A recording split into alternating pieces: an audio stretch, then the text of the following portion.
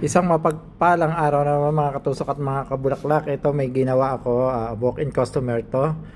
At pang regalo siya sa bagong panganak. Kaso yung aking customer, hindi niya alam kung ano yung reregaluhan niya, babae ba o lalaki. Pero yung kulay ng kanyang mga damit ay kulay cream. Kaya inoffer ko sa kanya.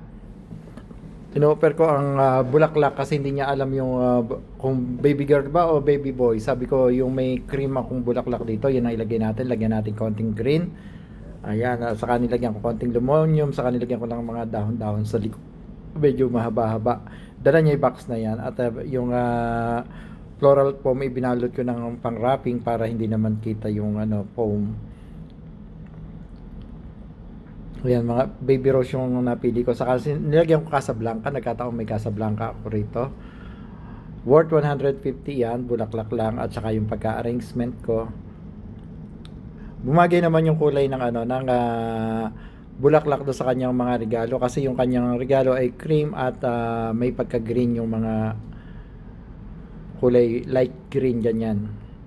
At hindi naman syempre kuripot yung aking customer nito, syempre ayusin kong mabuti. Nakakaya sipag naman kasi pag ang customer mo ay hindi kuripot. Mas nakaka-stress gumawa pag ang customer ang ginagawa mo, bakit ganito, bakit kulang ganito. Yung hinahanap yung mga tutuusin talaga yung mga binayad. Eto, free lang ako magawa, iniwanan ni customer at talagang ayusin ko yung paggawa kasi masarap maggawa pag ang customer ay hindi kuripot.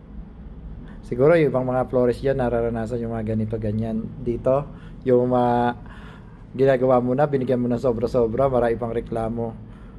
Ito, ang dali ko natapos kasi nga pag ganyan ang customer, alang sakit sa ulo. Mabilis ang trabaho, di katulad ng iba, maliit ang pinapagawa, ang daming daldal. Mas kung gagawin mo yung bouquet ng 10 minutes, ang daldal nila mga 30 minutes, mga ganyan. Yung bulaklak nga nito, inilagay ko lang doon sa side ng karton, tapos nung box niya at yung mga gamit nga, ayan binalot ko, inikot ko lang sa, nilagyan kong karton patigas sa loob, yung mga damit ng bata, at nilagyan ko rin ng, para tumaas, nilagyan ko nilambukos na plastic sa ilalim, at nilagyan ko, tinago ko siya sa mga shredded paper na cream din. Ayan, inarrange ko na yung regalo niya.